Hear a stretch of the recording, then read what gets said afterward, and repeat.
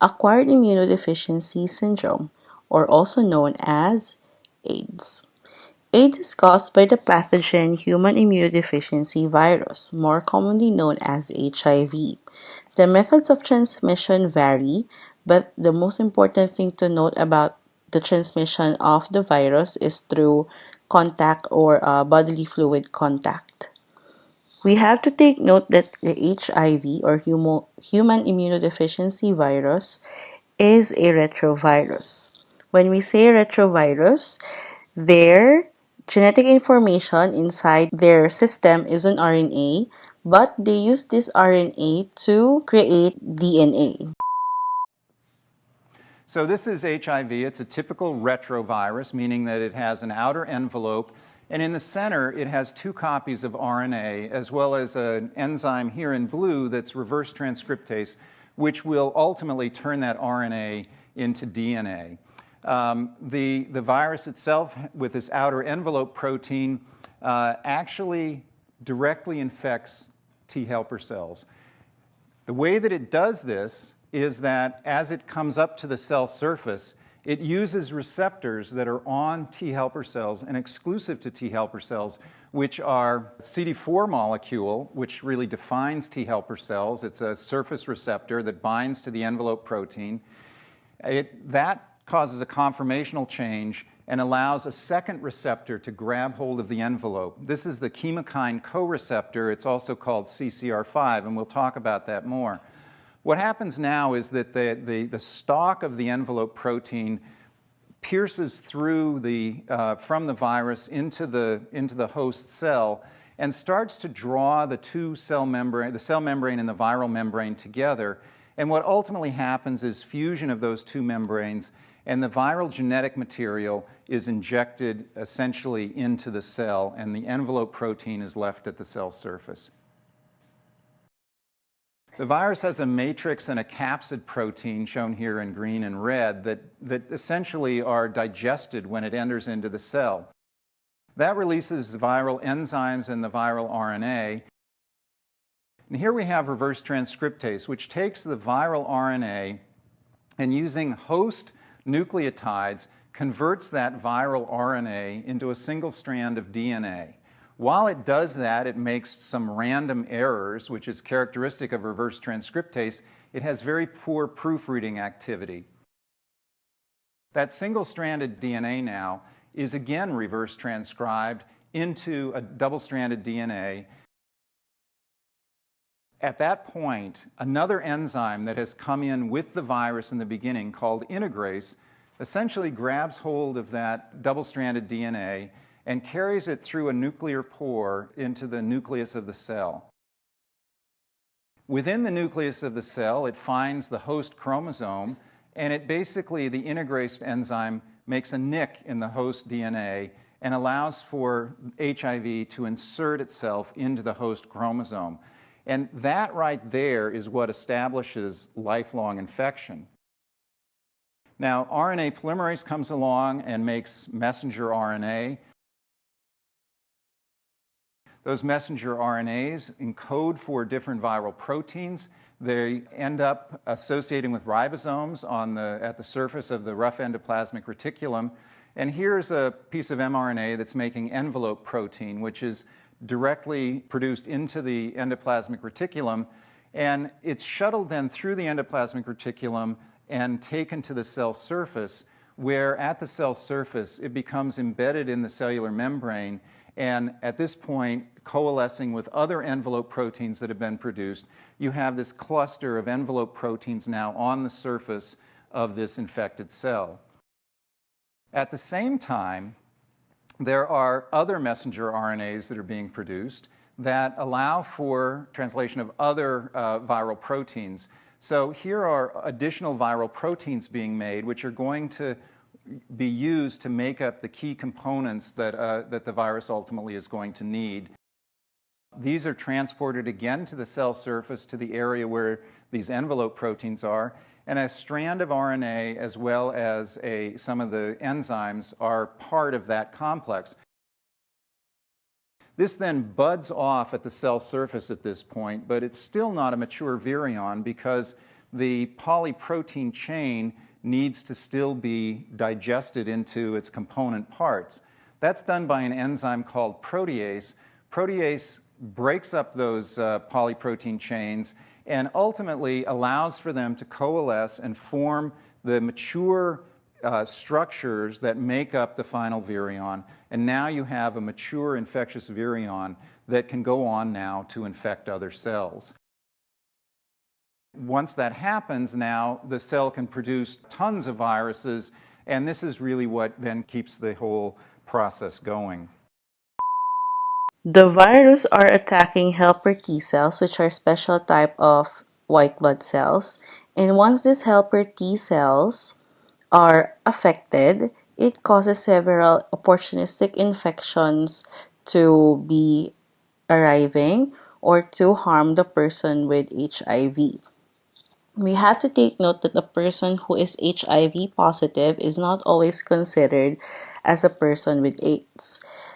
In order for a person to be classified as a person with AIDS, they should have the HIV and a set of opportunistic infections. Do note final stage of HIV infection is not always reached by a person who has HIV. The final stage of HIV infection is what we know as AIDS. Global distribution, it is more prevalent in the sub-Saharan Africa and Southeast Asia. Incubation period, it could take a lot of time upon acquiring the virus. It could be from a few weeks to 10 years, but some people sometimes take longer. And while they are having this incubation period, the symptoms does not even appear on the person. Site of action of pathogen, T helper lymphocyte, macrophages, and brain cells. For clinical feature, they have the HIV infection, which again do not really manifest right away. But the symptoms that are listed in here are somehow related to the opportunistic infections that we will talk about later. Method of diagnosis would be from HIV testing only, CD4 cells. You have to remember that in the first slide, we said that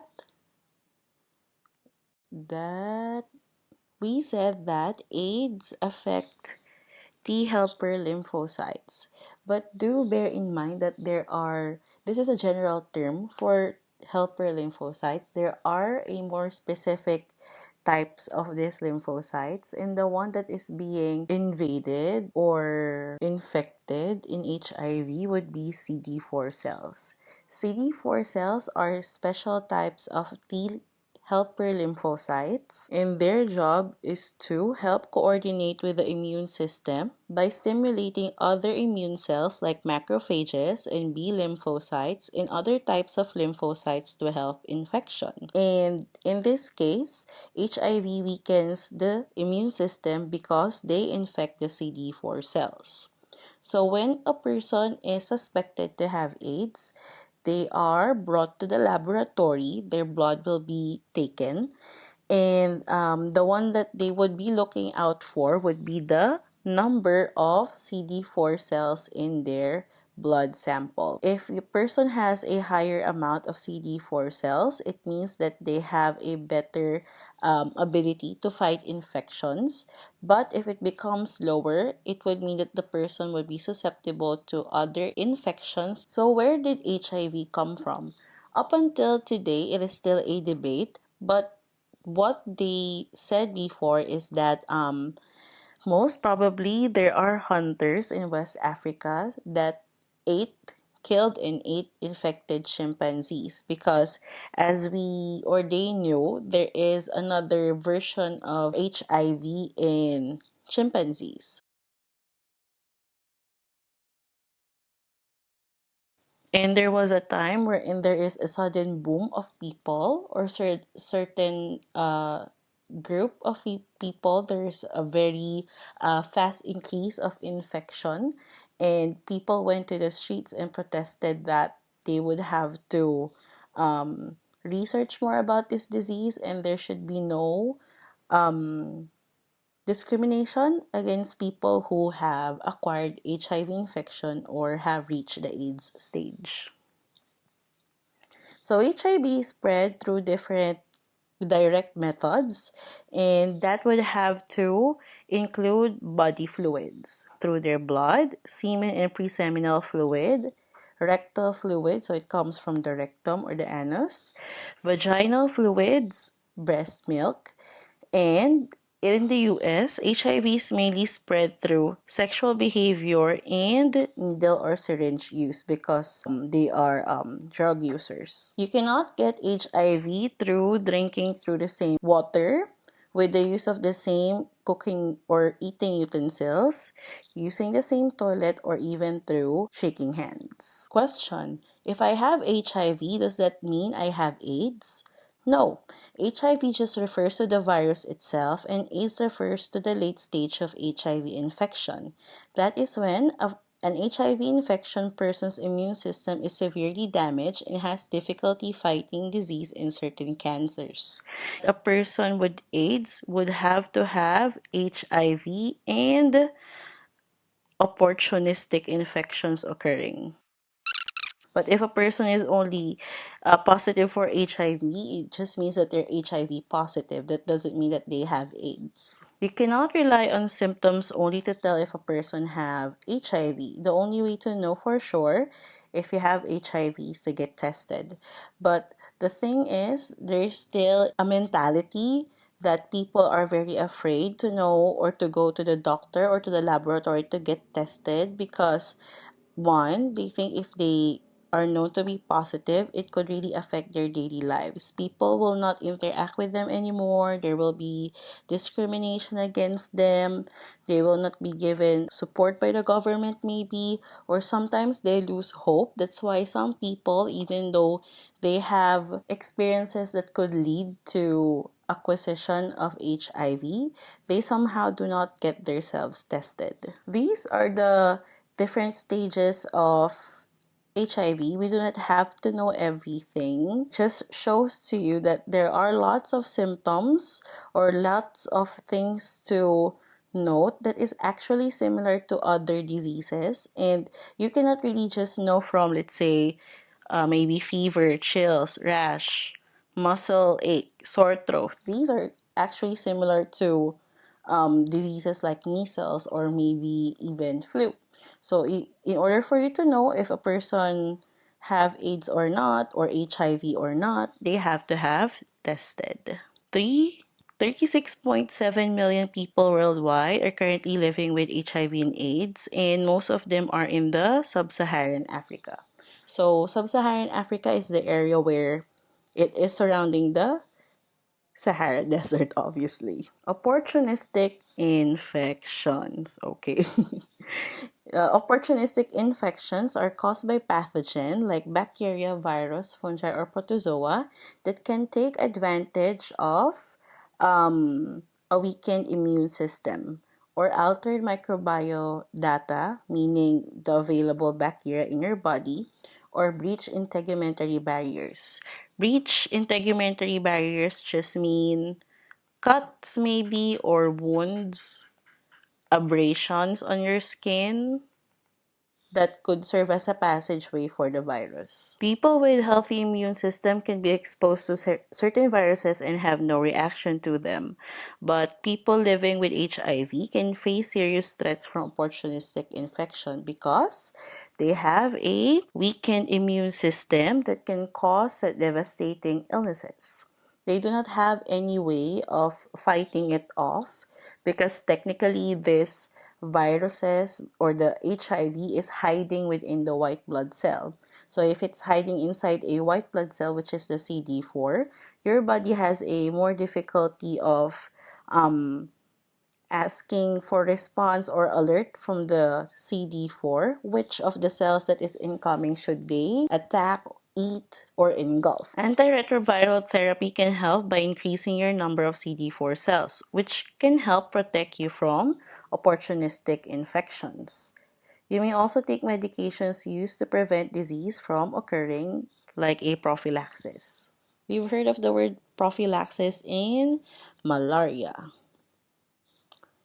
These are some of at least the listed opportunistic infection from AIDS.gov. If you want to see the fuller list, please use this link from here. These are the opportunistic infections listed in the book. If I'm not mistaken, there are 5 or 6. First one is oral thrush or candidiasis, and this one is a type of yeast infection inside the mouth and your tongue, and this one is caused by the fungus Candida albicans. As you can see in the image, there will be white spot that looks like a mold or a yeast grew from the oral area of the person. Second one will be fungal pneumonia. This one is caused by the fungus Pneumocystis jirovecii, and it can cause inflammation and fluid buildup in the lung. And this is the most often cause of death of patients with HIV. This is treatable with antibiotic and monitoring, and if the person would not be continuing the course of medicine or the antibiotic, this one can recur over and over again. Next one, Kaposi sarcoma, also known as KS. This one is caused by human herpes virus 8 and can cause lesions on the body and in the mouth.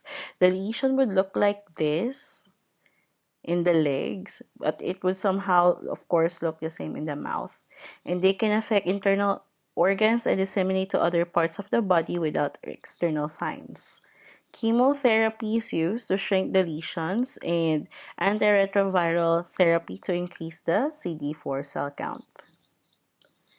Next one, or the last one, a person with HIV could also experience dementia, which is decline in mental ability severe enough to interfere with daily life.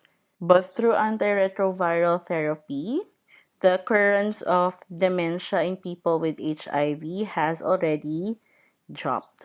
In the image in here, this one is a scan of the brain of a person. And as you could see, this blue area in here is still the area with normal activity. But the one in red, this is where most of the brain tissues are no longer able to participate in the control of the human body, just like memory, movement, and planning. There's another image of a CT scan, and this shows how will the person's brain look like from the top view if it's affected with dementia. This is the earlier one, and after that, you could see in here, if you compare this area with this area, it is noticeable that the black area is bigger in here, which might mean that the brain cells or the brain tissues are somehow dead already or damaged to a very full extent. This area in here also in the lower part of the brain or the more back portion of the brain is highlighted or is more of hollow compared to the first image in here. And also, the blood-brain barrier is somehow way wider than this one. So that's how the brain look like underneath the microscope when a person with HIV or AIDS is affected with dementia as well. Prevalence.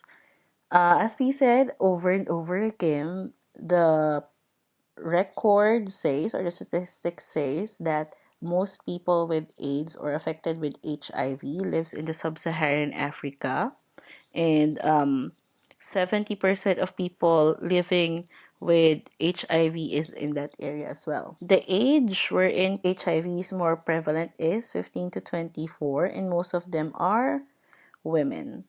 Progress has been made in the fight against HIV. If you read the news, there are claims wherein they're able to be HIV or AIDS free for some time.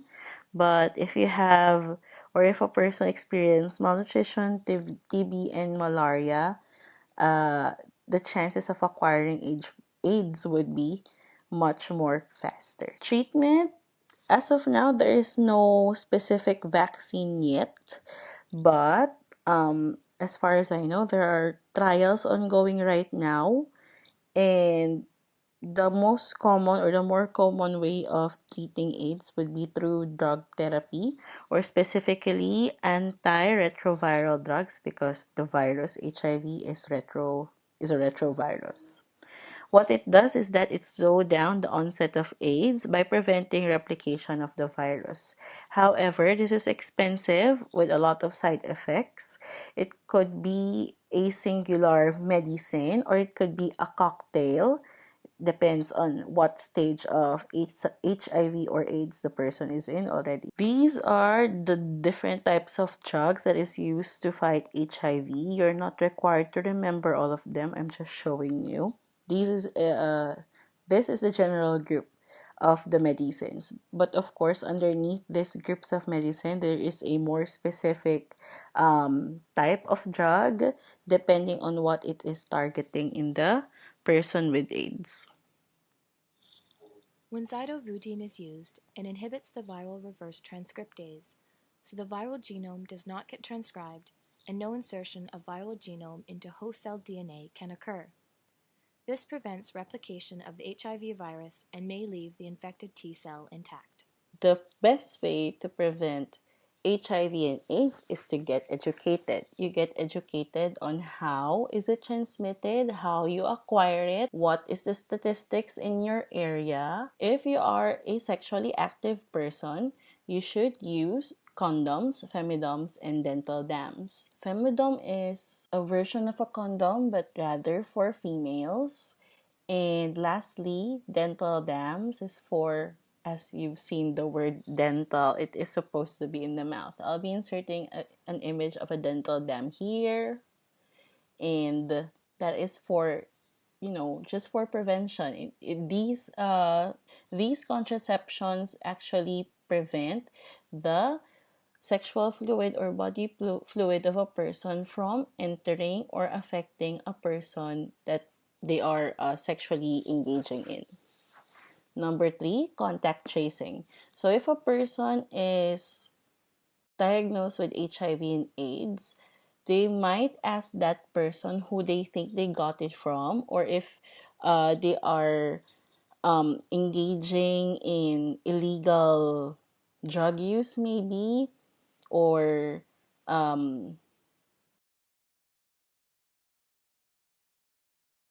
toot toot toot. Prevention. The best way to prevent HIV and AIDS is to get educated. You have to know how you get it, why is it prevalent, what are the causes, what are the methods that a person can acquire this virus, and also you have to know what places in the world where this is prevalent. Number two, condoms, femidoms, and dental dams. We are more familiar with condoms, which is, of course, used for males, but femidoms and dental dams are quite unfamiliar. So, femidoms is a condom that is used by females. Okay? And then dental dams, as the word dental mean, it is used in the oral region of a person. Number three, contact tracing. When we say contact tracing, if a person who got diagnosed HIV got it from someone, or if they got it from maybe use of unsterilized needles, the hospital or maybe the government might ask them who they think they got it from or what activity did they do that could cause this infection. Person that they had contact with or shared this unsterilized needle with might also have the same disease, which is HIV and AIDS. And in order to help the other person that might have been infected as well, they would be doing contact tracing. Number four, blood screening and treatment. Let you donate the blood, or I think after you donate the blood, they will test the donated blood with HIV or other bacteria or viruses before they are actually letting it stay in the blood bank. And upon acquiring the blood from you or from another person, the donor, they would be exposing it to several treatments just like UV lights in order to kill the virus that is in there. Lastly, number 5, for mothers who have HIV and they just gave birth, it is of course advisable for them not to breastfeed.